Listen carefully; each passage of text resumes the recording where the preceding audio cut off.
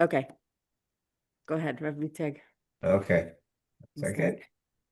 It's good. And okay. Did we start the recording? Yes. Okay, here we are. Is it the recording started? Okay. So Melissa, you want to give a quick introduction what we're doing this year, or No, I think we should. No one came to hear me.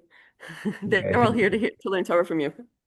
Okay, so we're starting in a second. I'm in I have to apologize. I'm in America this week. I'm going back to Israel tomorrow.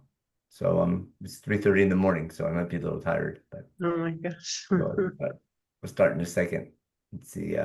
Thank you for your devotion. Progress. Yeah, the truth is I want to get myself on Israel time anyhow, so I went to sleep earlier, but I wanted to at least. Okay. We made a poll beforehand and we finished the 5 books of Moses. And I was assuming we start Yeshua, but since we were open for different topics and everyone's learned Yeshua like every other year since 3rd grade, so people decided they'd rather learn Yirmiyahu. And I like teaching Yirmiyahu, so that was our topic this year. Okay, so I'm going to begin the first 5 minutes just to get started. I'm assuming everyone's heard of Yirmiyahu, correct? He's pretty famous. Just share with me quickly, what's Yirmiyahu famous for? In 10, 15 seconds or less. You've all heard of Yirmiyahu. Somebody asked you, what's Yirmiyahu famous for? Niv'ot HaChurban, Kinot, Tochachot. Eicha. Not Kinot, sorry, Eicha, not Kinot. Actually, your first answer was better than the second one. It says before Niv'ot us, he wrote HaChurban. Kinot, and Chazal say that was Eicha. But it could be he wrote Eicha also, but he definitely said, it says that he wrote Kinot. Not our Kinot, but he wrote Kinot. Who said Churban? Okay, yeah. I said Tochachot. Tochachot. So Cheryl, explain what you mean by Tochachot. Because it's Tochachot also.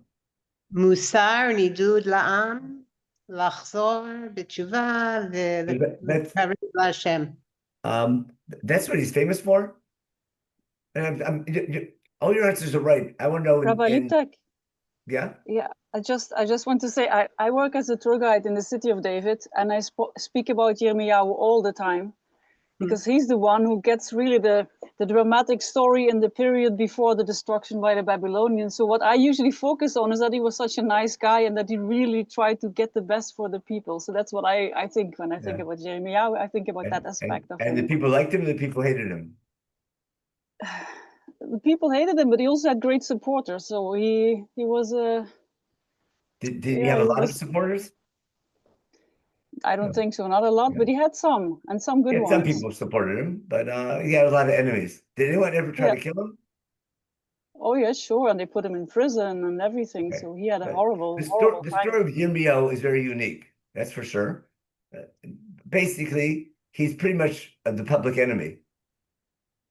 Pretty much like I don't want to bring modern day examples. I'll get myself in trouble. But he's everyone hates him. That's true. That's for sure. We can see inside, and he's known for that.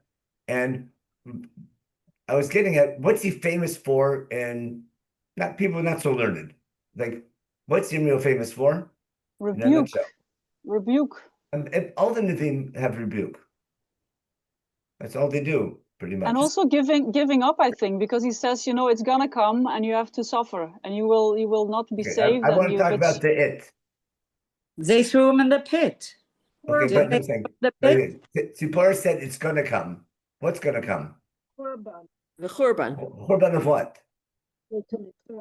Maybe not necessarily the Churban, but the occupation. They will be occupied, and the Babylonians are going to rule. They will lose their independence. Well, Churban Habayit and the Galut. Yeah. So Tzipora, you know too much, okay? I'm saying to most people, Yirmiyahu is known as the Navi who predicted the Churban. Am I right? And the Galut. And Galut about Rishon. But he's the guy who predicted the Churban. And what makes him great? His prediction came true. In other words, he predicted the temple was going to be destroyed. And unfortunately, his prophecy came true. What makes him a great prophet? His prediction came true. Like, ask any chassid, what makes a chassid shrebi great? His predictions come true. Or make him forget that, any politician. What makes him from Nevi'ei Sheker then? Yeah. A lot of Nevi'ei Sheker who's Yeah. There's a lot of false prophets during his time period who don't like him too much. In fact, the people he calls false prophets, who do they think they are? Put it this way: the people who call Yirmiyahu false prophets, right? What is Yirmiyahu? I'm sorry, the people Yirmiyahu calls false prophets. What do they call Yirmiyahu? A false prophet. Yeah, got my point? What's unique about Yirmiyahu, I think of all the Nevi'im, he's probably hated the most. He's put on trial probably the most. He lived most of his life in hiding. He makes a prediction, unfortunately, comes true. And want to see what kind of miserable life he has? I'll share with you something just out of nowhere, just to get a glimpse, and then we'll get to work, okay? If you have a Tanakh, open it up. But I'm going to share my Tanakh. We're going to go to... we're going to open up, a second. We're going to open up Yirmiyahu chapter 20, okay? Rabbi Leibtag, I just have a question. You said that he is great because his prediction came true. For sure, I don't think so. But that's what a lot of people think. I don't think so at all. Okay, because I would think that Navi is great if the people listen to him.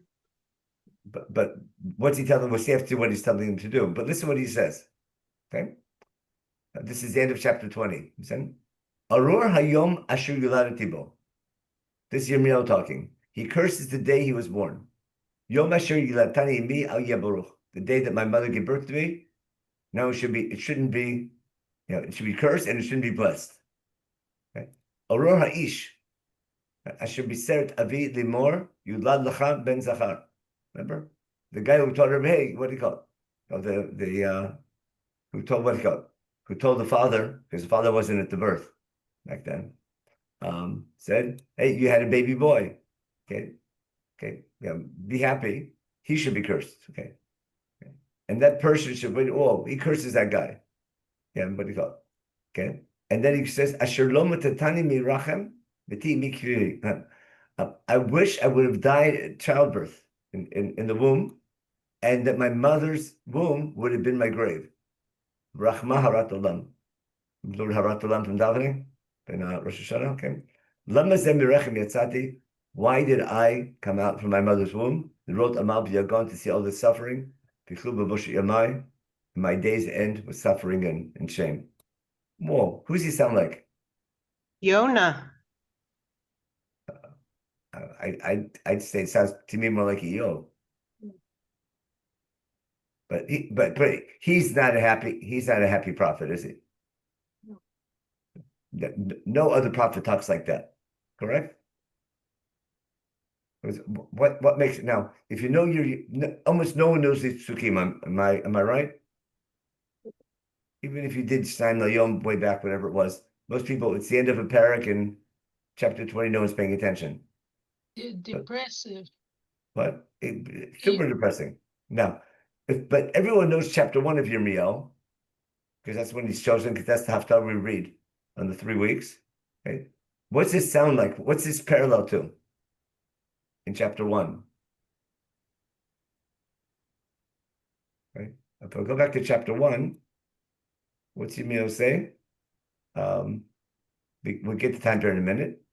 Is opening nevuah vayidvar Hashem elai lemor, b'tzerem et tzarchan mibaten yidatecha, v'terem tetzei mirechem hiktashticha, the navi going to God tells him, from the moment you came out of your mother's womb, I gave you a job to be a navi.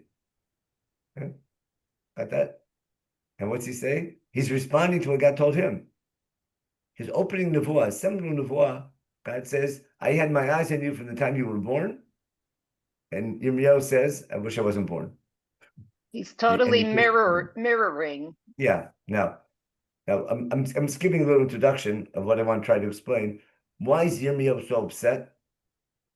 Now, the other thing is, he's known as a Navi who predicted the Khurban. And we're going to see that's not his main prediction.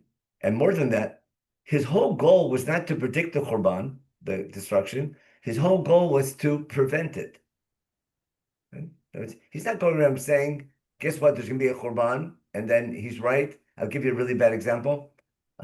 It's just Rishi Tzvichat Golotenu, our time period. So some rabbis are sure this is the final redemption. It might have ups and downs. Other people say, you can't say that in davening because we don't know. We can't decipher how it's going to be. So if we understand the phrase properly, no one's saying we know for sure it is. No one's saying for sure it's not. I mean, some people are, but rather people are saying it can be. The time period has a potential, but God gives us the potential. Do we fulfill it? So what Yirmiyahu is trying to explain is God's not happy with your behavior. He's warning there might be a Khurban if they don't do proper tshuva. And unfortunately, what happens? Not his prediction came true. His warning wasn't heeded, as some of you had said. And unfortunately, his warning came true. But that wasn't his goal in life. His goal in life was not to make a prediction that would come true. Because the word member prophet doesn't mean someone who makes predictions. The job of the prophet is to guide history, to shape history and guide history, not to predict it. I guess what makes him famous is the fact that he was living in the time of the destruction, but everything everyone told me, I was assuming you were familiar with. What I'm going to talk about is something which we're way less familiar with, why he wants to die and why is he hated, and why don't people listen to him? Because he's not the first prophet. Who said the word tochachot? I think Shoshana said tochachot. Now, were the tochachot in Chumash? Yeah, no shortage, right? Big ones, small ones, lots of them, right? In Sefer Shoftim, they're tochachot, sort of. The whole book is a tochacha. Shmuel gives tochachot. In Sefer Menachem, there's a lot of Navim coming in and young people. Yirmiyahu gives Yeshayahu gives tochachot. Hosea, Amos, they all do, correct? So in that way, he's no different. All the Navim give tochachot. And if I want to make a simple pattern of tochachot, what's the Navim tell the people? If you follow God, you'll be blessed and things will go well. If you don't follow God, what will happen? You'll bring punishment. Isn't that your classic tochachot? People say it every day in Shema. Now, who can tell me why people don't listen to those tochachot? There's no doubt the Navim give tochachot and people don't listen. They're not sure it's a true prophet. What do you mean? Well, there's a lot of prophets, so how do you know which one is telling you the truth? If a Navi tells you, don't kill people, if a Navi says be kind, if a Navi says keep Shabbat, So for that, you're going to call him a false prophet? We got the Torah for that. We don't need the Navi. Navi brings some new information. A Navi brings new information? Give me an example, Carmel, of a Navi giving something new giving something new. That there's about to be a Khurban if things don't change. It says that's not new. That's in Chumash. But we don't know when it is, and now we know it's now. It's about to happen. But the Navi doesn't. That's my point. The Navi never says there will be a Khurban. The Navi says there might be a Khurban if you go astray. But Chumash says it. Every Navi says it. That's not unique to Yirmiyahu. Predicting Khurban. Now people don't like to hear that. And they also don't tend to believe it. It's like not me. It's not going to happen to me. Yeah, but I'm trying to understand. All the Navim give warning and tell people from Chumash on, including HaKadosh Baruch Hu, says if we say every day in Shema, if we follow the mitzvot, God will bless us. If we don't follow the mitzvot, God will curse us. And the curse can be a famine, it can be a war, it can be destruction. Remember in Vayikra, Bashimot et Mikdashechem in Pechukotai, if you don't follow my laws. There's Shir Tazinu talks about terrible punishment. That's what they all do. The goal of the shir this year is going to be to understand what's unique about Yirmiyahu, and you'll see in a minute why it's such an interesting topic. Okay, so I'll give a little bit of a bombshell. I think that's the title of our series. Unlike other Nevi'im, Yirmiyahu gets involved in politics. When the Navi says, no, keep Shabbat, okay, so they might not like listening to him, but okay, if the Navi says, be kind to your neighbor, if the Navi says, no, don't speak Lashon Hara, if the Navi, okay, so it's a question of, we don't say he's wrong, we say, now, when he says, if you don't keep Shabbat, you'll get punished, okay, fine. When a Navi comes and says, put up a white flag to the Babylonians, when a Navi goes and gives a political prediction, not prediction, but a political instruction. When the Navi tells the Rosh Memshalah what to do, if I want to be a more modern day, when a Navi doesn't involved in religion anymore, when he gets involved in politics, and he says something political that no one wants to hear, but that's when people hate him. And it'll be so easy to bring, again, don't get me wrong, but there's so many examples from today where you see, again, where when rabbis get involved in politics, that causes a lot of anger. You just, stick with your Shnai Mikra, or stick with your, Daf Yomi Shir, but don't tell us how to run our government or what political decisions to make. But the second rabbis started saying, getting involved in political decisions that aren't popular, especially, that's when things get out of hand. Now, Rabbi Leibtag? Yeah, sure. Didn't Yirmiyahu do that also to some extent? Give me an example. He gave recommendations of not getting involved in certain wars, and he basically tells the kings to be more passive. Don't put your trust in Ashur. But he didn't tell them. That's his main message is doing tzedek u'mishpat, being righteous and kind and keeping the law. He warns them of what might happen, and he tells them, but that's not the thrust of his prophecy. Okay. And he doesn't give he says he's saying when Ashur is coming in, that's punishment for bad deeds and what to do to stop Ashur. But again, you're right that Yeshayahu, there's a lot of similarity in that sense, and he's the first one that things got started, but he's not as adamant as Yirmiyahu is. And again, it's on put it this way, what's going to happen, we'll see. Again, even warning of a Chorban, fine. But saying something that's going to happen for sure, can you think of any nevuah, starting from Chumash, where something has to happen? Not something might happen, but no matter what, something's going to happen. Do you understand my point?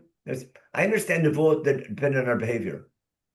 But is there ever nevuah that a certain event has to happen?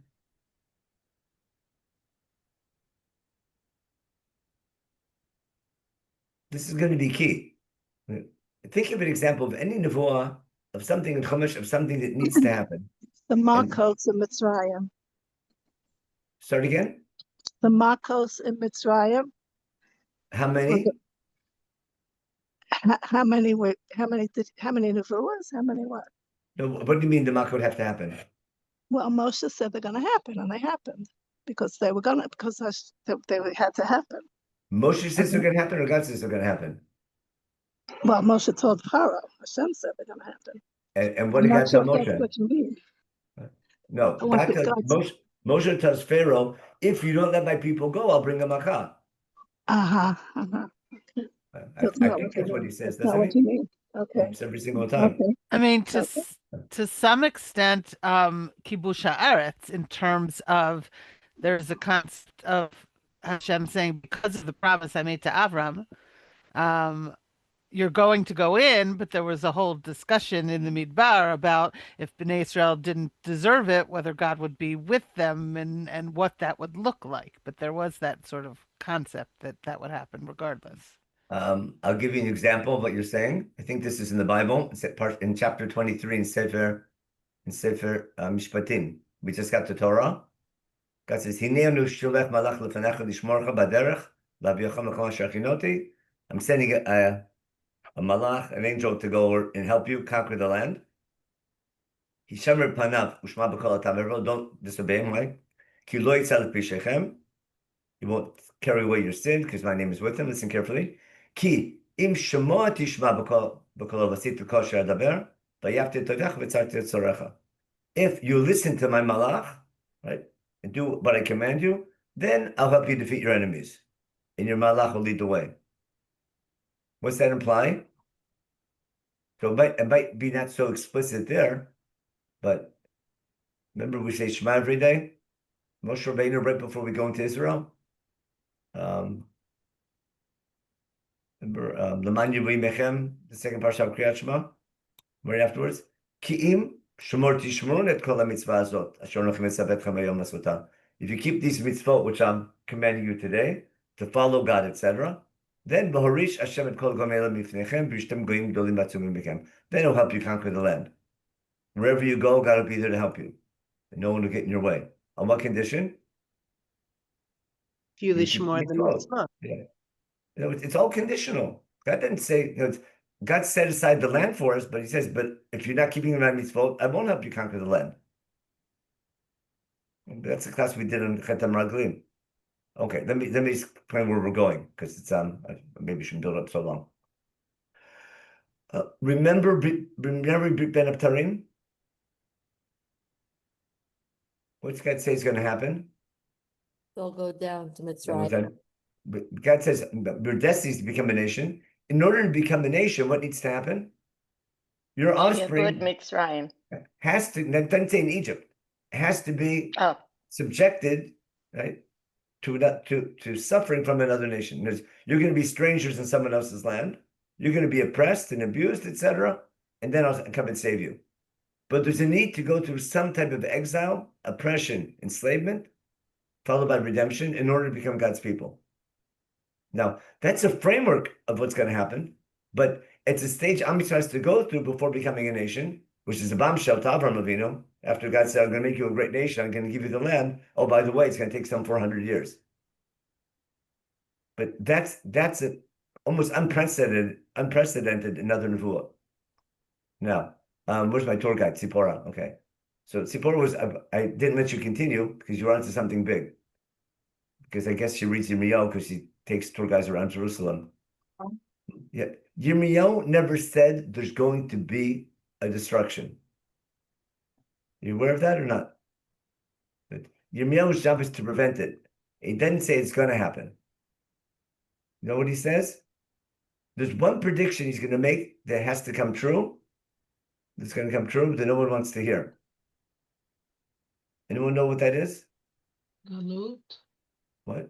Not exile. There might be exile, but you can prevent exile.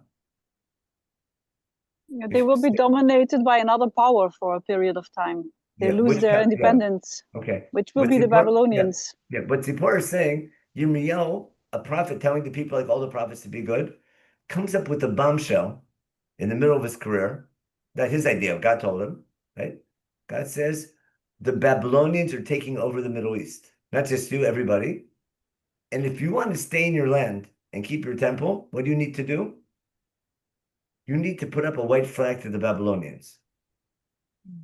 He's not saying if then, he said that earlier, but at a certain point in history, about 18 years before the temple was destroyed, Yirmiyahu comes and tells the people, right, God made a decision that the next superpower in the Middle East are the Babylonians. They're going to come and take over everything. That's a given. There's nothing you can do about that. Other than what? Either put up a white flag and accept them or fight them. If you put up a white flag and accept Babylonian rule over you, you can keep your land, keep your temple, but just you're under foreign rule. If you fight them, you're going to lose. If you continue fighting them, they're going to take over your city. If you fight them more, they're going to destroy your temple. But how can you prevent all those things from happening? By putting up a white flag to the Babylonians. Understand? That's unprecedented. Got that idea? No. You don't kill a Navi because he says keep Shabbos, especially from people. Okay? But when a Navi gets involved in politics, Now, if he's right, that's one thing. But what happens when a Navi gives us political nevuah? And how do people interpret it? Right? God didn't really say that to him. What's he doing? He's being paid by the European Union. I'm sorry, he's being paid by, he's being paid by the Babylonians. He's a traitor. And he's being supported by foreign powers. And therefore, when people don't like what Yirmiyahu is saying, what do they say? Accusing Yirmiyahu of being a false Navi is not motivated by religious reasons, it's motivated for political reasons. Because the consensus among the people is, we can fight the Babylonians. I'll give you a really bad example again. And that's not the same thing today at all. But let's say a rabbi would get up and say, give in to the United Nations and give up our sovereignty, and let the United Nations peacekeeping force take over the Middle East, and Israel's lost its sovereignty. You can stay, have religious autonomy in the land, but Israel's going to be run by foreign power. Or let's bring the British back in. Now, before the British come, when no one's here, got it? And the British take over and give us that's wonderful in the beginning. But once we have a country, no one wants the British to come back and take over. Maybe nowadays somebody would. But I'm trying to explain what makes Yirmiyahu so interesting. Now remember, that's not the first thing Yirmiyahu does. Yirmiyahu has a whole career beforehand. There's a certain point in his career where everything changes. And God tells Yirmiyahu, tell the people, put up a white flag to the Babylonians. Yirmiyahu doesn't like saying it. The people don't like hearing it. And the second he starts giving this message, people want to kill him. He has to go into hiding. And all of his old colleagues he went to yeshiva with, all of a sudden, he used to be their friend, now he's their enemy. And it's so, I remember when we read how depressed he is? Because it's a nevuah he doesn't want to give. He doesn't like it either. But he has to give it. So it's a classic example of something. A Navi has to give a nevuah whether he likes it or not. But what I want to explain in our series is we have to explain how and why this nevuah comes about. But what makes Yirmiyahu unique is, I think, that's the title of our series, How Politics and Religion Clashes. The core event in Yirmiyahu's life is not his prediction of the temple being destroyed. He's going to say, if you don't give in to the Babylonians, they'll come and take over and destroy the temple. But to prevent the temple from being destroyed, you can save the temple by giving in to the Babylonians, by putting yourself under the yoke of the Babylonians. And the whole political leadership, the king, and all the military leadership, now he doesn't agree with him. What makes Yirmiyahu dangerous? Why do they want to kill him? What makes him dangerous to the military establishment and the political establishment? He's instructing them to give up. Not just give up, but it's called Hafrat Pekudah. You know what that means in modern day? You know what I'm saying? Yeah. He's telling the soldiers. He's telling the soldiers in the army, go to the other side. Now we don't fight, but work for that. God's on the other team. Yeah, but not go to the other side. I mean, he's not instructing them to raise arms against their brethren. It's just, or am I wrong? Isn't it more that chapter 21? Listen, chapter 21. There's a siege. Okay. Chapter 20 in Yirmiyahu. There's a siege. Under the city under Tzidkiel, the last king, towards the end. Okay. Tzidkiel, the king, the last king, sends a message to Yirmiyahu through the agency of Pashhur. Okay. It says follows: Drashna badenu et Hashem. Okay.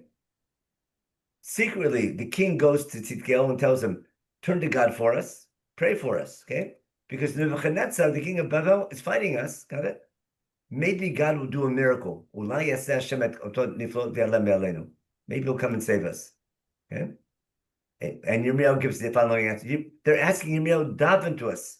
Daven for us to save us from the Babylonians. They're putting a siege on the city. Okay?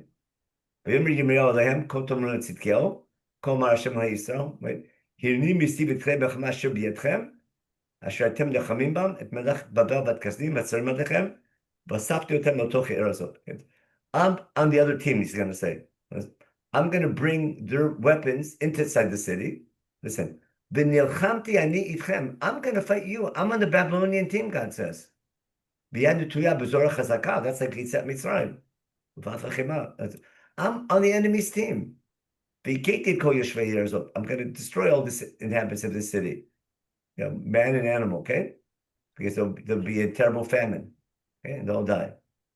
Okay? And then he says, you, by the way, your king, tell Tzidkiel that what? He's going to die. And anyone, what do you call it? Anyone who stays in the city, who doesn't leave the city, is going to die from disease, etc., and from war and from hunger, okay, by Nebuchadnezzar. Okay? They'll be wiped out. And the Babylonians are going to have no mercy on you. Okay? Ve'ela'am tomar, tell people, Kol Hashem, hineni ten lifnechem et derech hachem v'derech hamovet. You want to live, you want to die? Here's your choice. Hayoshev bir hazot yamut. Stay in the city and defend it, you'll die. You know, either by sword or by famine or by disease. Vayotzei v'nofel al kazim v'tzarim alechem yichya. Anyone who goes out and surrenders to the Babylonians, goes to the other team, he'll stay alive, right? And he'll save his soul. Because my anger is against this city, not the Torah. Okay? Then he goes on and gives a Musar on top of that. But you see that Nevuah? You understand why they hate the guy now? And he doesn't like saying this at all. But this is unprecedented by any other Navi. Got it? He's telling the people God's on the enemy's team. And how can you stop it? Put up a white flag to the Babylonians and it'll all be over. It'll be fine. Keep fighting, you're going to lose the war. Again, don't get me wrong. Just for the sake of analogy. No, even the most left-wing rabbis don't say things like this today. And if you imagine a rabbi would say that today, he'd be, whoa, you follow? Every parsha sheet on Shabbos would be, what do you call it? We'll explain, they bring thousands of proof that he's a false prophet. And they'd make up fake news that he's a false prophet. And they know that it's fake, but to protect the people, that's once you're sure that he's a fake prophet, to protect the poor people who used to believe this guy, I need to make up other nevuot. I'll give one other example. When I teach this in 18-year-olds, or in high school, I tell teachers, put on a play of the scene. Do you ever see a good fight in shul? You guys get a good bird's eye view, of a good fight in shul. In the Beit HaMikdash, remember, Yirmiyahu was talking to from people, davening to God to save them. Here, in chapter 28, again, I'm just jumping around. We have to study the book. I'm just giving the introduction today of what makes this book so exciting or sad. Here, in the 4th year of Tzidkiel, remember, that's the last king, about 7-8 years before the Korban. The 4th year of his reign, he reigns 11 years. Okay, in the month of Av. Okay. Hanani ben Azor, the Navi. There's a bona fide Navi. His name is Hanani ben Azor, from Givon, in the Beit HaMikdash, in front of all the Kohanim, the people saying, everyone's in the Beit HaMikdash, davening to God, doing their thing. They're all religious. And there's an argument between Navim. Hanani ben Azor says as follows, Kol Rashem Tzvot Elei Yisrael Lemor, Shavarti Dol Melech Bavel. Iran's going to fall. I mean, Iran. Bavel is going to fall apart. The yoke of Bavel, I'm breaking. I'm breaking their siege. Okay. Bo'ot Shnatayim Yamim, in 2 years' time, I'm going to bring back. Remember, this is after Yoakim goes into exile. We'll have to do all the history properly. I didn't want to start going through all the historical dates the way we usually start the class, because I'm trying to get to what's unique about what we're going to be explaining in the book. Right? In 2 years' time, I'm going to bring back the exiled king and all the people who went with what's called with the exile of Yehoiachin that Nebuchadnezzar took out of Bavel and bring him back. And Yechoniah, the king's going to come back, right? And all the exiles are coming back, right? Because Bavel's falling. And Yirmiyahu tells Hananiah in front of his, he says, he answers him back, and Yirmiyahu says, Amen, I wish you were right, right? Okay. That was I wish God would say, my heart is with you, right? And I wish your nevuah would come true, But guess what? But this is what Hananiah, tell me, you're making it up. Because he says, you're putting your credit line because I know you're lying. And when your lie comes true, you lost your credibility. Especially, it's a Navi who says something bad's going to happen, and then it turns out good they did tshuva. But when Navi says something good's going to happen, and it doesn't happen, he's stuck. It goes back to Yirmiyahu. Anyway, there's a big fight between Yirmiyahu and Hananiah about giving into Bavel. Does it pay to fight or not? And Hananiah is saying, keep fighting. Why? Because in 2 years' time, they're falling apart. Just hold on a little bit longer. Okay. What's Hananiah do? Hananiah takes this yoke that Yirmiyahu's wearing, saying, give in to the Babylonians. Okay. And what's he do? He breaks it. Yirmiyahu's wearing a yoke, symbolizing put yourself under the yoke of Bavel. We'll read this. That was the previous chapter. Yirmiyahu walks around with the yoke on his shoulder, symbolizing put ourselves under the yoke of Bavel. Yirmiyahu, Hanani takes the yoke and breaks it. It's like, those little pins people have about the shvuim, symbolizing the war. Someone comes this and breaks it, saying your whole policy is wrong, kind of thing. In Shulam, in the Beit HaMikdash, there's an argument between these two great Nevi'im. And Hananiah ben Azor was a bona fide Navi, making a prediction that Babel's going to fall. Wait, so Hananiah Hanavi was a Navi Sheker? He didn't think he was. He was saving the people. He's sure. Hananiah ben Azor is sure that Yirmiyahu was a Navi Sheker. But from where does he get that? Do we see somewhere that he gets He's so sure that Yirmiyahu is wrong that to protect the people, he makes up his own nevuah. So Yirmiyahu says, listen, that's your dream. You can say it's a dream, say it's a hope. Don't say God told you. And he says, and more than that, by saying this, he's saying you're misleading the people. He said, giving these people false hopes that you can defeat the Babylonians, that's their death sentence. Could it have happened under certain conditions? What? Not this case. Have happened. There's nothing they can do to stop Babylonian rule. No matter how much tshuva they do. You follow? He's not going to say, do tshuva, the Babylonians will go away. He said that earlier, before they came. But once they're coming, there's nothing you can do about it. That's unheard of. That's why they want to kill the guy. Because they're sure, to the very end, they blamed the Churban on Yirmiyahu, because he weakened the army. Why did we lose the Babylonians? Had everyone been, again, just for the sake of analogy, those who remember in Gush Katif, some rabbis are saying, don't listen to your officers. And those people were sure, had enough soldiers refused to do their command, we wouldn't have to leave. You remember that big argument way back.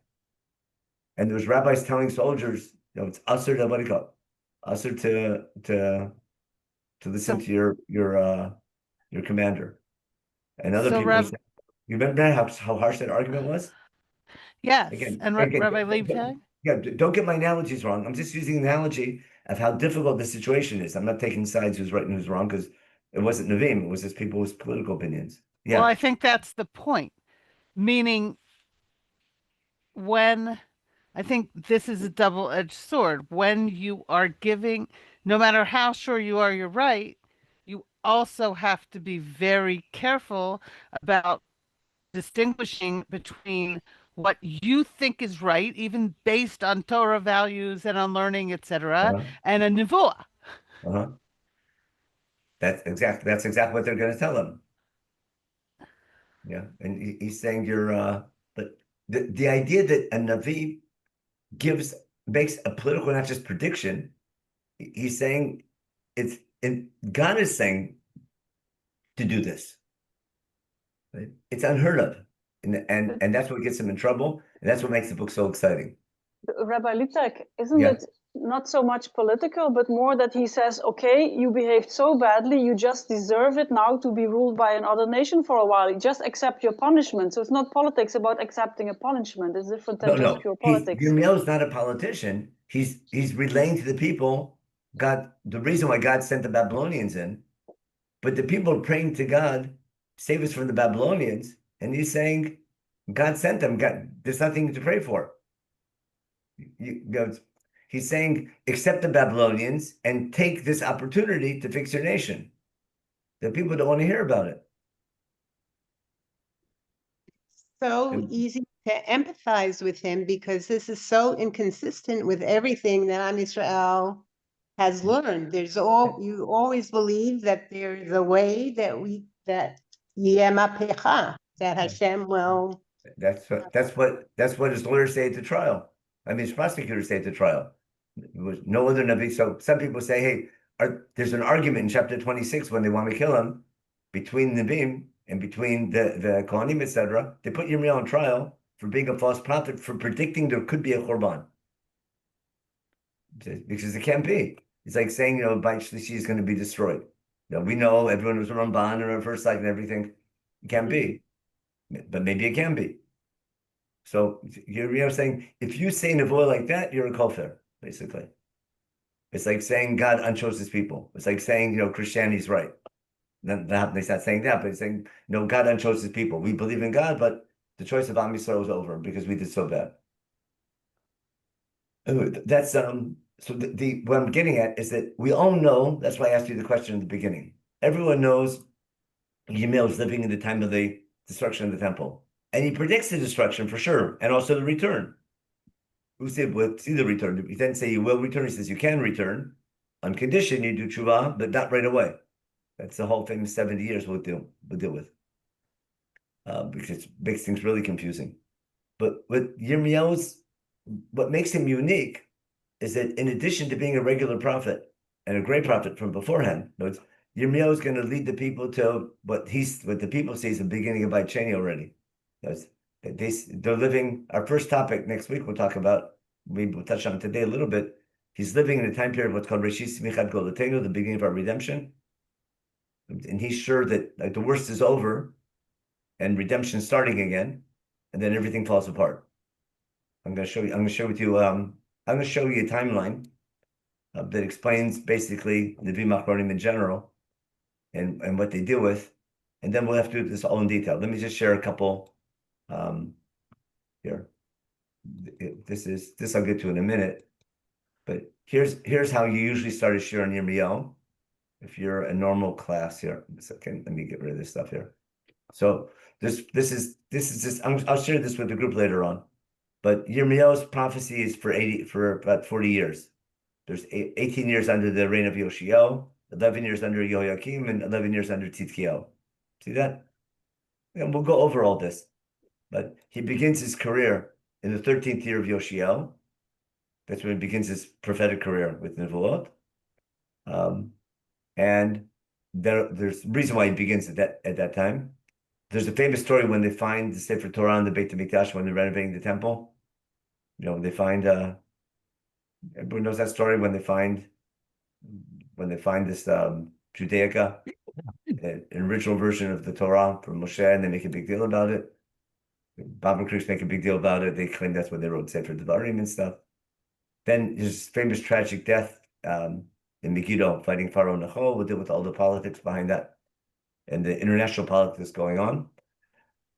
And then his son Yoakim takes over, is really angry with God for his father being killed, etc. And he aligns himself with Egypt. And then there's this big war between Egypt and Bavel over control of the Middle East. And Israel's putting its bet on the Egyptian. They're assuming that this align ourselves with Egypt, and that'll save us from Bavel. And then Nebuchadnezzar starts becoming stronger and stronger, becomes king in Bavel in the 4th year of Joachim's reign. And then there's a big rebellion against Bavel after giving in to him for a while. And then in year 11, Joachim is killed, and Joachim takes over for a little bit, and that's the first wave of exile. And then the last years are Tzidkiyahu's 11 years, and another rebellion against Bavel. I think we'll do all this in detail. That's the boring part. But it's this information that we need to understand what Yirmiyahu is doing. In other words, when you study Yirmiyahu, if you don't know the historical context of what's happening in the Middle East, if you don't know the fact that Ashur fell recently, and there's a fight over who's going to control the Middle East now, you won't understand what's happening, everything he's talking about. Now, there's a religious issue with the class of social justice, like all the other Nevi'im, saying God wants good behavior, etc. And So that's classic Yirmiyahu, but he's like all the other Nevi'im, and just, it's nothing new there, but he agrees with them. Then there's the famous decree of 7 years of Babylon. That's what we talked about today. That for the next 70 years, but I'll go back to 7 years in a minute, but that's going to be an irreversible decree. That's going to be the turning point in Yirmiyahu's prophecy in year 4. We'll talk about that. And then what happens afterwards? I go with that. Then there's the international issue about the coalition we talked about. We'll talk about this coalition, Yirmiyahu's yoke, and we'll do all these different things. This is like an overview of what we're going to talk about during the year. And then the book, I'll just show you in a minute. The book is super confusing when you try to put it together. Because if there's a book that jumps around from chapter to chapter, it's nothing like Sefer Menachem, in the sense that, let me stop this here for a minute. Most books go like in historical order. This book is going to jump around from chapter to chapter out of, like, it puts Chumash to shame as far as being out of order. I'll just give you a quick example, okay? We were in, remember Tzidkiyahu was the last king, Yoakim is before.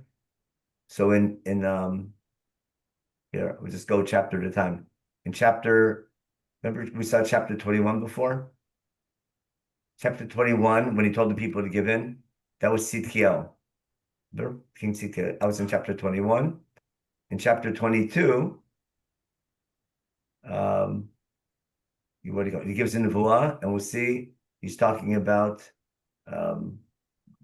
first he talks about Yoshiel dying, then he talks about Shalom ben Yoshiel, who took over his father, what happened there. Then we talk about Yehoiakim, and then we get to Tzidkiyahu. He goes, what do you call it? He's just, basically he's going way back in history. Here, in chapter 24, there's a nevuah after Yochanan goes into exile. Okay, just as Tzidkiyahu becomes king. That's in chapter 24. In chapter 25, we're back to the 4th year of Yehoiakim. Now, I'll give you a great example. In chapter 27, right, there's a nevuah in the beginning of the reign of Yehoiakim, and 2 psukim later, Tzidkiyahu is the king. It's like crazy. The header's wrong, but it appears to be wrong. And then in chapter 28, but I'm trying to show you he's going back and forth and back and forth. And between Tzidkiyahu and Yoachim. Now, to the point, I think it's a Barbanel, or maybe I think it's a Barbanel. Barbanel or Malvin. I can forget which one. I'll take a look. But they say that Yirmiyahu is so distraught that when he writes his book, he's just jumping over the place. It's like a collection of his notes. And that he's so distraught from the Khurban that he's just throwing things left and right, and a hodgepodge of nevuot with no rhyme or reason. Now, and we're going to have tons of it with dates. We have lots of it without dates. We're going to put the whole book together. We're trying to make sense of the book and how it's edited, because it's edited to the its organization. Once you understand the politics behind the book, what's going on, the organization is going to be amazing. And one of the coolest stories, remember when they start burning books? God's going to tell Yirmiyahu to publish all this nevuot in chapter 36, and then the king's going to come and burn it. And God tells him to republish, etc. They're going to be burning but again, why burn prophecies of a Navi? We'll see. You know why? Right? When he's telling the people, which I think were seditious, when a rabbi says keep Shabbos, be kind to your neighbor, keep what do you call it? Don't speak lashon hara, fine. But when he's telling the government to give in to the Babylonians, when he's making political decisions, instructions, which are dangerous to our national security, he becomes the greatest threat to our national security. And that's why they want to kill the guy. Anyway, so that's we sort of our work cut out. Now I'm going to share one more screen, which we might have done before, but this is a key to Nevi'im Achronim in general.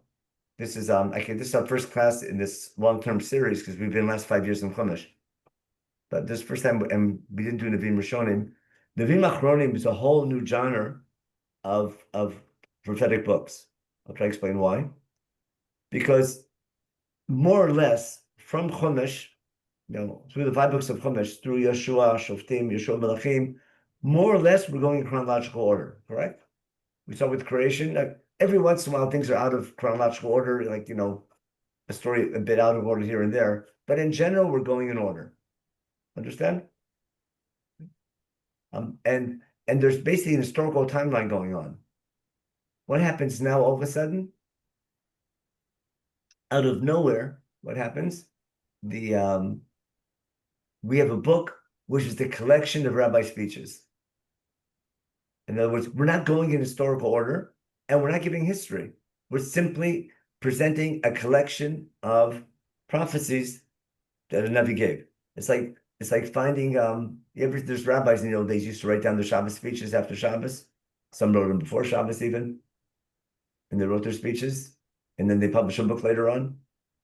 But so the analogy I like to give when I teach Americans is that, let's say you're doing construction in Georgetown, Washington D.C., and near the White House.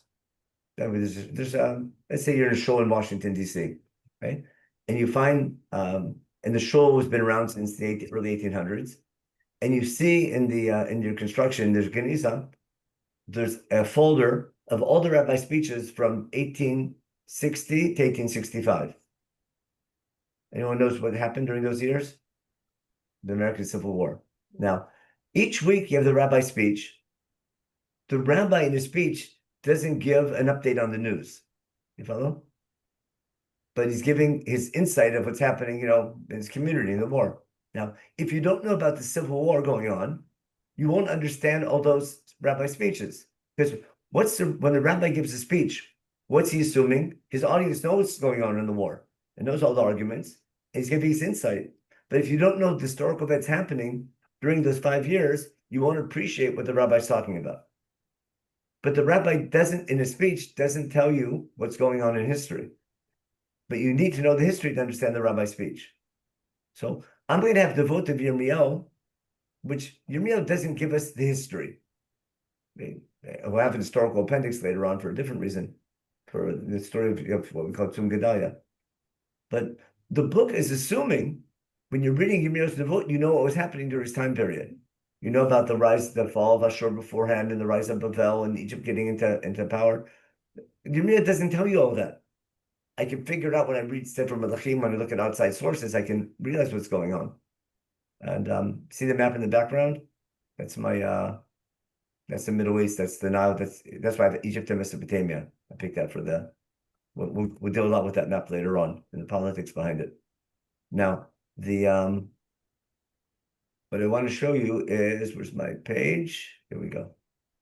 So we'll leave this again. We'll do the outline of the book and why it jumps around and why it's out of order, etc. Again, that's too complicated to do now. But this sine wave, which I'm not, have I ever done this with you before? The sine wave? No. Okay. This is the key. This is what makes things confusing. This is the key to understanding Nevim Achronim. What happens? This is the history. How much we doing? We have, I think, 10 minutes left. Yeah, 10, 12 minutes left. If you look at this sine wave, I'll share it with you, etc. It's just an introduction. This is the history of the First Temple period, pretty much. Now, there's an x-axis and a y-axis. The x-axis, the horizontal one, that's from left to right, from the time of the end of the Shoftim until the temple is being destroyed in the time of Tzidkiyahu. That's some 500 years of Jewish history. And on the bottom, I have the different prophets. Remember Shmuel, Natan, Achia Shiloni, Eliyahu, Elisha. Then there's Hosea, Shisha, Amos, all the so-called famous 4 prophets. Then we're going to have, how do you get rid of this guy here? I don't want this AI guy. Let me turn him up. Hide this. Okay. Then you have, you heard of Tzfania, then you have Yirmiyahu and Yechezkel. Yechezkel should be a little more to the right. They didn't fit in. But these are the Nevi'im of the end of Beit Rishon. So that's a timeline of the Nevi'im. Now, what's important in this thing, these are the superpowers running the Middle East during these time periods. There's the Plishtim in the time of Shoftim and Shaul and David. That David finally gets rid of. Then in between the superpowers, that's where we are. Got it? Shlomo, he becomes a superpower. Then Egypt takes over. Egypt falls, and Achab becomes a superpower when he works with Yehoshaphat, until Aram takes over. And then Aram falls, and Uzziel becomes a superpower. And then Ashur takes over. That's the time period of Yeshayahu, etc. Then Ashur falls, and and then Yoshiel becomes a big shot, and then Babel comes in. Understand? So what's happening politically? We keep on changing superpowers in the Middle East. Every once in a while, we're on the map here and there, but usually it's either going to be someone in Egypt or someone in Mesopotamia. And Mesopotamia is either going to be, Syria, Iraq, or Iran. Depending on, it can be Aram, Damascus, it can be, Ashur, Nineveh, etc. It can be Babel, and later it will be Persia, by Cheney. But it's always someone in Mesopotamia. Now, what's the middle part? What's the y-axis? I call this the state of the nation. Meaning what? How good is life in Israel? If I'm looking, well, when was life in Israel good? Under King Solomon, that's Chadesh Yemenu Kekedem. The early years of the end of King David, the beginning of King Solomon, Israel was doing great. Our army was strong. We had full borders. We got along with each other. There's not a lot of idol worship. We're a strong nation. Good, right? Everything falls apart with the Yeravam's revolt. That's a class in Sefer Menachem. There's a terrible civil war among the north and south. Yehoshaphat and Achab finally make peace with each other, with north and south, and they become a superpower working together. They have a shared kingdom, and they work together going to war, but there's still two different kingdoms, but they get along. That's Achab, and that's what we're great, even though we're not so from. But things go good. Until Aram comes and takes over, and things get really bad again. Until Aram falls, and Uzziel and Revam work together, and they become big shot, because beforehand there's a big civil war in between. And then finally Ashur comes and wipes out almost everything. Jerusalem is saved at the last minute with Chizkiyahu. And then we'll see in a minute, the big recovery, we'll see is the time period of Yoshiel when Yirmiyahu begins his career. Now, but again, this y-axis, I call this sine wave, is how good is life in the country. And what we learn from here is whenever we're unified and the northern tribe and southern tribes get along with each other, we're strong. Whenever we're fighting with each other, some superpower comes and takes over. Understand? That's a message for Sinat Chinam. That you can't know. If you look at history, First Temple period, whenever we got along with each other, life was good in Israel. Whenever we fought with each other, things fell apart. Unfortunately, people don't teach this because it might change people's policies sometimes. But the need for achdut, just for political reasons. Now, but that's political. Let's talk about religious. What would I expect as a Navi? No, is that when should things be good? If I follow Shema, when should things be good? When we keep the mitzvot. When should things be bad? When we're not keeping mitzvot. Okay? You'd expect that. No, you expect a linear correlation between how frum we are and the y-axis. In other words, this should reflect, these high points here, this level. Let me get my annotator. Go fast. That's it here. Right. When we're at this level here, high up, we're high in the y-axis, that should correlate to being from, and the bottom part should correlate to being not religious. What are we going to find? There's a little correlation, but not that much. Because we're going to find, like during Achav's reign, before Eliel gets involved, things are going great. Even though he's bringing intensive idol worship. So it doesn't make sense. Right? And we'll see Chizkiyahu was a king, no one liked him as far as how religious he was. And everything falls apart.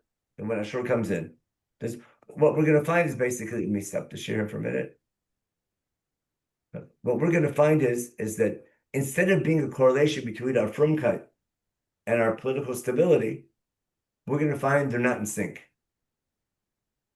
And that's why, but that's more of a class in Isaiah, but Yirmiyahu continues, because people think that if we pray to God in the temple, if we keep Shabbat and keep and pray in the temple and bring korbanot, God should save us from our enemies. And along come these so-called ethical prophets, and they say, if you don't behave properly, you can be praying all you want, but if your society is corrupt and you're not acting nicely with one another and you're not being kind to one another, God will bring an enemy to punish you. And when I bring the enemy to punish you, it's supposed to be a wake-up call to fix your society. Instead, the people pray to God, save us from our enemy, and they don't fix their society, and God doesn't answer their prayers. Then they get angry with God for not answering their prayers, and they turn to other gods. And God gets even more angry. We'll see this all in Shirat Hazino. It's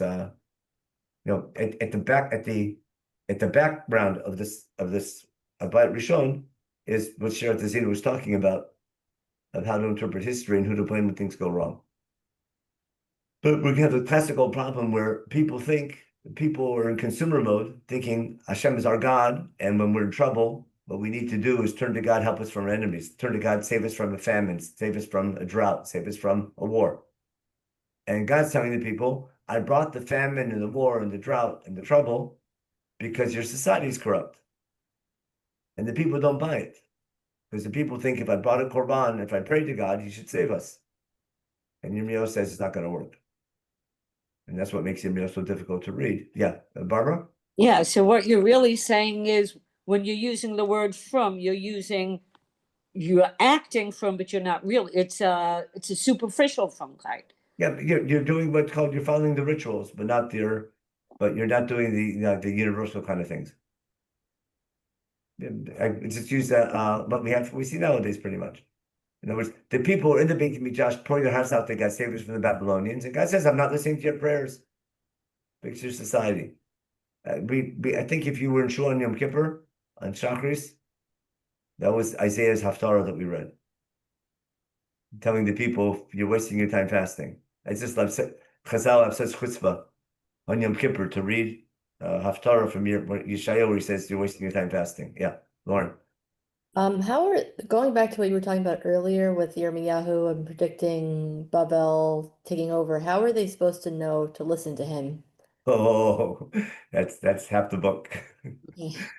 That's the punishment. We'll see. Now, then, what do you do? The Nevi'im know who's a true Nevi. When you're a balabas, you know what that means? When you're a shul-going Yid, just jumping from Kiddush Club to Kiddush Club, how to know which rabbi to listen to? But this is the right winger says, which parsha sheet should I follow? If you know you understand? But which rabbi should I be listening to? Which ones have the truth? The ones who say what I want, the ones saying what I want to hear, or the ones saying what I need to hear? You follow what happens? And the Nevi'im will become popular. The people tell the people what they want to hear, they become popular. And we can see later on the people getting punished for listening to the Nevi'im they want to listen to. So we'll see this later in Yechezkel, that the false prophets, again, when we call false prophets in Yirmiyahu, they're not false gods, you follow? They're God's prophets. They're religious people. They're telling the people how to serve God. They're saying things in God's name he never said. But they're Nevi Hashem. They're not Nevi Baal and Nevi Asherah. Right? They're people claiming to represent God. I'll call them rabbis for the sake of analogy. In other words, they're not telling the people to serve other gods. They're telling people to serve our God, but they're giving, with the religious instruction, they're also giving political advice and instruction. And they're saying things in God's name they never said. But who got the ball rolling? Right? Once you're sure that Yirmiyahu was wrong, I have to save the people from Yirmiyahu. And therefore, they think it's okay to make up a prophecy to save the people from this crazy left-wing prophet telling the people to give in, who's running the army and running a fight against Babel. Question. Yeah. I mean, we can't answer this, but why is Hashem making it so difficult for Am Yisrael to listen? In other words, why are these other, as you just said, Nevi'ei Hashem, giving opposing? Yeah, you just quoted Nevuah Yirmiyahu. He's going to exactly talk about Yirmiyahu's, that's all things he's going to talk about. He hates his job, you follow? Deep down, he's a right winger. He doesn't like saying it. He wish he wouldn't have to say it, but he's got to say it. Right, I And understand why he has to say it, but why is Hashem presenting this michshol? So that's a whole history, because we've been going. We say we've been use the Chazal side. We've been not just dating a long time. We've been married for a long time, and we've had this argument over and over again, and it's like talking to a brick wall. And sometimes you have to do something harsh for a wake up call. We've been through this already, and sometimes the punishment is, I told you all along, and you think there's a whole history behind it. It's not a one-time thing. It's I'll take a minute, just the last minute. In general, we just had Rosh Hashanah Yom Kippur, the whole thing. If people turn to God in prayer, right, God will answer prayer. But when you pray to God and say, take away the famine, take away the trouble, take away the suffering, take away the war, and we'll be better, God, because if people with sincerity, God will save us from the enemy because he sees we're going to do better. But what happens when we pray to God, we'll do better, save us from our enemy, and God save our enemy, but we don't fix our ways. We don't do better. And it happens over and over and over again. What conclusion will people reach if every time you pray to God, save us from our enemy, and he saves as soon as you start praying, but you don't fix your ways? What will they think? If God answers the prayer, they'll think the only thing you have to do is pray, and you don't have to fix your ways. So we'll see. That's going to be, but interesting about Yirmiyahu, God's going to tell Yirmiyahu, if I answer their prayers, it'll be counterproductive because they'll never do proper tshuva.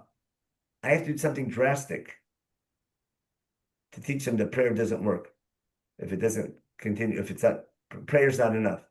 It feels That's like the why God's going to tell emphasis. Yirmiyahu, tell the people, even if Moshe would daven for them, I wouldn't answer them today.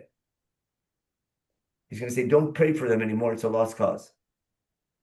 Now, it's never a lost cause. You can always pray, and that prayer would lead you to put up a white flag to the Babylonians. You follow?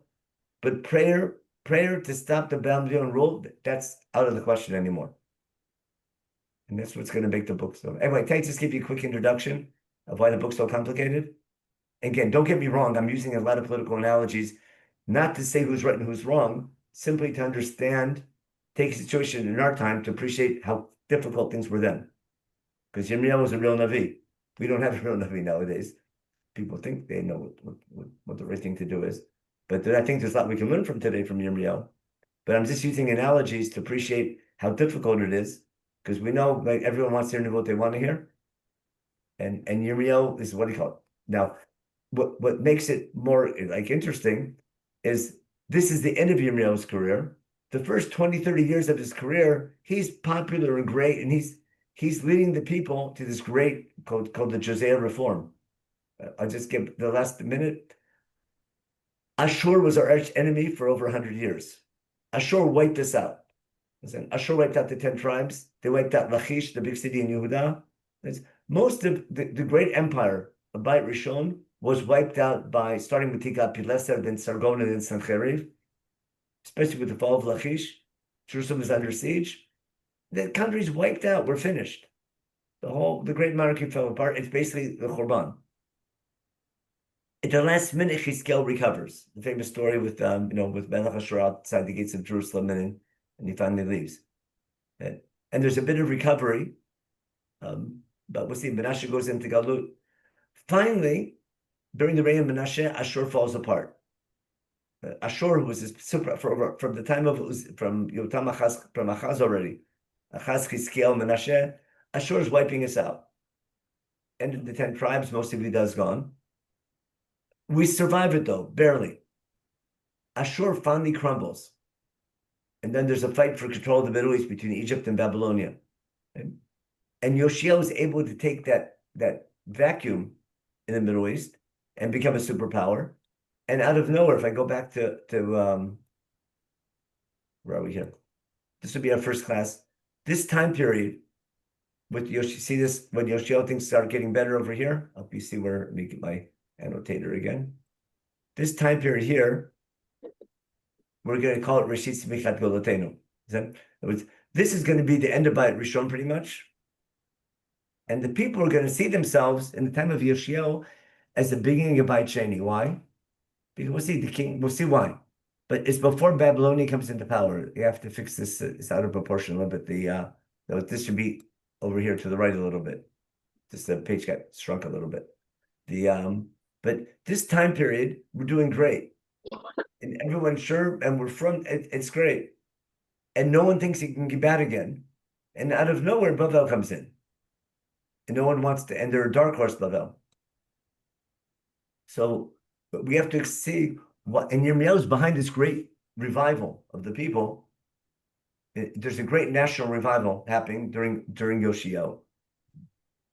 After Ashur falls, before Bavel comes to superpower, and Israel goes leaps and bounds. We become a great monarchy again.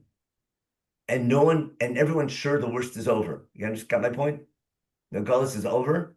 We had our Gullus under Menachem, and Ashur's gone. And now, this is the redemption that Yeshaya was talking about. Back in the end of his career. It'll get really complicated, but really interesting. And then whammo, all of a sudden, a new superpower. Bavel coming over. No one wants to hear it. Everyone was so sure this is the final redemption that no one wants to hear that it can get bad again. And that's going to make the book so confusing. But Yirmiyahu is super popular and famous and works with Yoshiel, and he's the great reformer. And then there's this terrible battle in Megiddo when Yoshiel dies. And that's going to start a chain of events that ruins everything. And we'll see. So we have to follow. Now, the book jumps around. To understand the book, we have to basically spend a couple of weeks reading Sefer Melachim and Divrei Yamim and some outside sources to figure out what's happening in history to understand where Yirmiyahu fits into the picture. I think the book that Rav Benny Lau wrote on Yirmiyahu, he puts it in chronological order. Yeah, no, he's bothered by the same problem of the book's out of order, and he tries to make it easy for the reader to figure out. But he doesn't explain why the book's out of order. He just explains. Right. He just reorganized. I'm going to explain why the book's out of order, and why.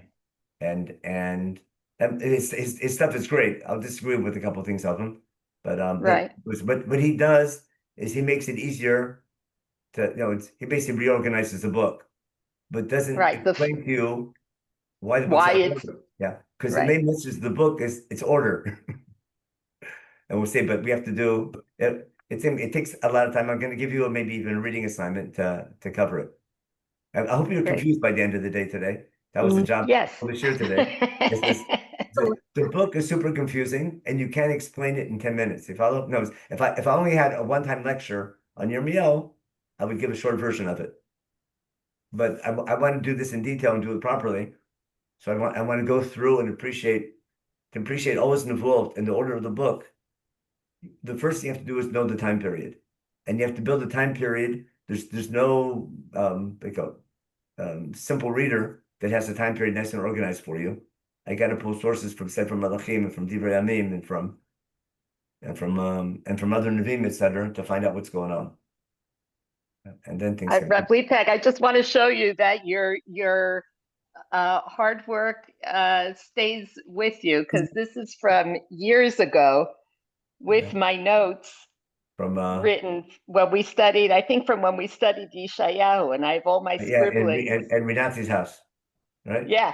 Exactly. I have it also in my Tanakh. Yeah, that was a show I did mostly on Yeshayahu. You need that for Yeshayahu. Yeah. Because those are the 4 Nevi'im in that time period. Yeah, Barbara. Yeah. So, is there any point in that timeline when we're really from? I'm a little depressed now. All of that is from like this. Is there any point where we are genuinely from? In all that history? Yeah. It's a what's a minad. It's a some yes, some no. But put it this way: most of the time we're in consumer mode instead of employee mode. But sometimes we're going good, but remember, it might not have been as bad as it seems. But the job of the Nevi'im, they're not writing Jewish history; they're writing the history of their rebuke. You follow? So that's what's confusing sometimes. You're not getting the full history. Things might not have been so bad, but when you're reading a book of all the bad things you did, it's like a diary of all my bad days, not a diary of all. That's enough. therefore that's why things might have been a lot better. You just get very depressed. Nothing's right because you're reading a book that was written to depress people. So Wonderful. It's working. yeah, but we're still around, sort of, after all those years. So we continue making similar mistakes. But maybe the next generation. Okay. Yeah, we're doing. We'll have a Yirmiyahu ends with on a positive note somehow. I mean, he doesn't end on a positive note, but there's nevuot about a better future one day. And of returning. Hashem, the cover. And this, wait to get to the 70 years, how confusing that gets. Yirmiyahu, 70 years, people think it's 7 years of Korban and it's something very different. And that's what confuses people. Even Danielle got confused. So we'll try to make sense of all that. Anyway, that's what we have to do. And this is just a quick introduction in the middle of the night in America. So I'm just, we'll start this year properly. Again, this was the introduction to see, to say you'll be confused. I mean, to confuse you, because I'm assuming you're familiar, but these intricacies, the book's way out of order. We'll see why. I have an explanation what order it is in, why some nevuim have dates, why some don't have dates. But there's simply a lot we have to understand to appreciate to get the answer to the things. All the nuances. Yeah. That's And what then you won't like some of my conclusions might sound like a little scary for today, but I'm trying my best to stay away from that. Because my goal is to understand, if I'm using political analogies, it's to understand Yirmiyahu, not to make comments on what's happening today. But it's simply what's happening today in the last 20, 40, 50 years are good analogies to appreciate the challenges facing the people and the prophets of the time. Were the source sheets posted somewhere? No. I just didn't. This was just a quick. Until I forgot I was giving share till I saw the email. I mean, I told Melissa I would do it. I was gonna not do it this week, but I said I wanted to start with everyone else because I thought I put myself on time, but then I remembered 2 days ago. Yeah. Well, thank you. Thank you Okay. for getting up in the middle of the night. When are you coming home? Tomorrow I fly back. Yeah. Have a safe trip. Okay. Safe trip.